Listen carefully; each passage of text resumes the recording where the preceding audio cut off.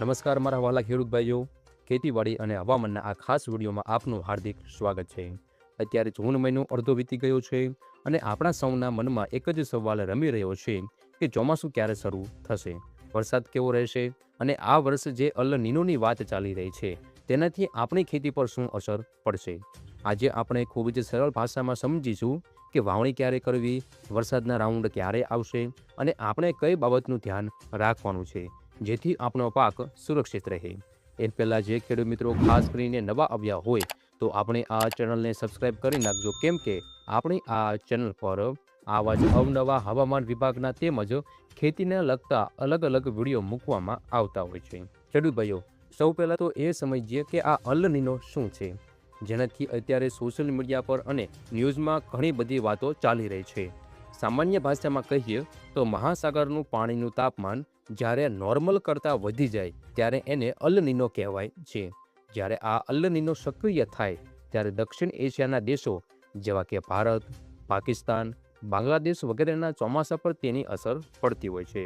આ વર્ષ એટલે કે 2026માં અલ નીનો સક્રિય થવાનો છે અને તે સામાન્ય કરતાં થોડો વધુ મજબૂત બનવાની પણ સંભાવના છે. પરંતુ મારા ખેડૂત ભાઈઓ, તમારે જરાય ગભરાવાની કે ચિંતા કરવાની જરૂર નથી.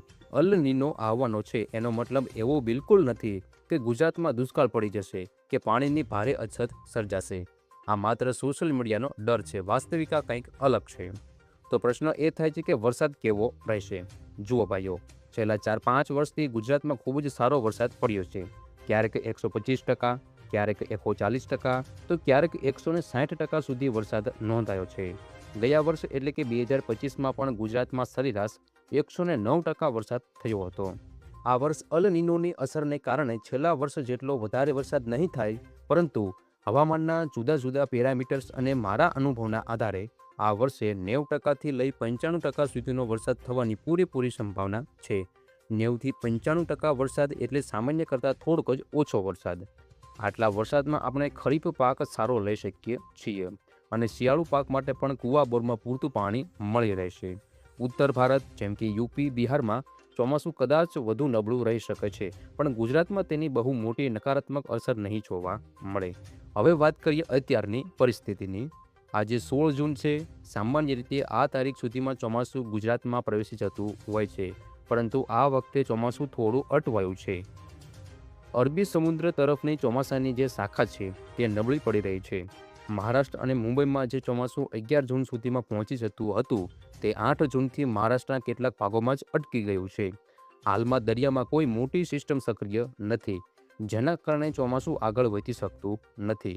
જો કે આવનારા 4-5 દિવસોમાં ધીમે ધીમે ભેજવાળું વાતાવરણ બનશે અને ચોમાસું નબળી ગતિએ પણ આગળ વધશે. ગુજરાતના મોટાભાગના વિસ્તારોમાં એટલે કે સૌરાષ્ટ્ર, કચ્છ, ઉત્તર ગુજરાત અત્યારે દિવસ દરમિયાન ઝડપી પવન ફૂંકાઈ રહ્યો છે અને ગરમી પણ પડી રહી છે. હજુ સુધી ચોમાસા પહેલાંનો વરસાદ પણ બરોબર શરૂ થયો નથી. આવતીકાલથી દક્ષિણ ગુજરાત અને સૌરાષ્ટ્રના દરિયાકાંઠાના વિસ્તારોમાં છૂટાછવાયો અને હળવો વરસાદ થવાની આગાહી છે. પરંતુ ધ્યાન રાખજો, આ વરસાદ ખૂબ જ સીમિત અને હળવો રહેશે. અમુક જગ્યાએ પડશે અને અમુક જગ્યાએ નહીં પડે. એટલા માટે જ્યાં સુધી સાર્વત્રિક અને સારો એવો વાવણી લાયક વરસાદ ન થાય ત્યાં સુધી કોઈ પણ ખેડૂત ભાઈઓ વાવણી કરવાની ઉતાવળ કરવી નહીં. જો તમારી પાસે 10થી 25 દિવસ સુધી પિયત એટલે કે પાણી આપવાની પૂરતી સગવડ હોય તો જ વહેલું વાવેતર કરવું, બાકી વરસાદની રાહ જોવી જ હિતાવહ છે. ખેડૂત ભાઈઓ, આ વર્ષ ચોમાસાની શરૂઆત થોડી નબળી અને ધીમી રહેવાની છે. ખેડૂત ભાઈઓ, આ વર્ષ ચોમાસાની શરૂઆત થોડીક નબળી અને ધીમી રહેવાની છે. જૂન અને જુલાઈ મહિનામાં દર વર્ષ કરતાં વરસાદ થોડોક ઓછો પડી શકે છે, પરંતુ ચિંતા ન કરો, વરસાદ 3 તબક્કામાં વહેંચાઈને આવશે. પહેલો રાઉન્ડ 15 જૂન પછી ચોમાસું દક્ષિણ ગુજરાતમાં પ્રવેશી શકે છે અને સૌરાષ્ટ્રના દરિયાકાંઠે હળવો વરસાદ આપી શકે છે. આ રાઉન્ડમાં બધે વાવણી નહીં થાય. બીજો રાઉન્ડ 22થી 25 જૂન. આ દિવસો દરમિયાન વાતાવરણમાં સુધારો થશે અને ગુજરાતના ઘણા વિસ્તારોમાં સારો વરસાદ આવવાની સંભાવના છે, જેનાથી ઘણા ખેડૂતોને વાવણી થઈ જશે. ત્રીજો રાઉન્ડ 28 જૂનથી લઈ 30 જુલાઈ. આ રાઉન્ડ ખૂબ જ મહત્વનો રહેશે. આ સમયગાળામાં ચોમાસું સાર્વત્રિક બનીને આખા ગુજરાતમાં પહોંચી જશે અને મોટાભાગના વિસ્તારોમાં વાવણી કાર્ય પૂર્ણ થઈ જશે. જૂન અને જુલાઈ ભલે થોડા નબળા રહે, પણ 15 ઓગસ્ટ પછી આખું ચિત્ર બદલાઈ જશે. ઓગસ્ટના પાછળના ભાગમાં અને સપ્ટેમ્બર ઓક્ટોબર સુધીમાં ખૂબ જ સારા વરસાદની સંભાવના છે. ચોમાસું પૂર્ણ થશે ત્યાં સુધીમાં આપણા ડેમ, તળાવો અને કૂવાઓ ભરાઈ જશે અને પાણીની કોઈ મોટી તંગી નહીં રહે. આ હવામાનનું અનુમાન જુદા જુદા મોડેલ્સના આધારે કરવામાં આવ્યું છે. હવામાન વિભાગ, સ્કાયમેટ અને આપણા ગુજરાતના વેધર એક્સપર્ટ પણ સતત આના પર નજર રાખી રહ્યા છે. કુદરતના ખેલ આગળ તો આપણે બધા માણસ છીએ, પણ વિજ્ઞાન અને અનુભવ આપણને આ દિશા ચિંધે છે. આશા રાખું છું કે આ માહિતી તમને સરળતાથી સમજાઈ ગઈ હશે. જો વિડીયો ગમ્યો હોય તો લાઈક કરજો, તમારા બીજા ખેડૂત મિત્રોના વોટ્સએપ ગ્રુપમાં શેર કરજો અને અમારી ચેનલને સબસ્ક્રાઈબ કરવાનું ભૂલતા નહીં.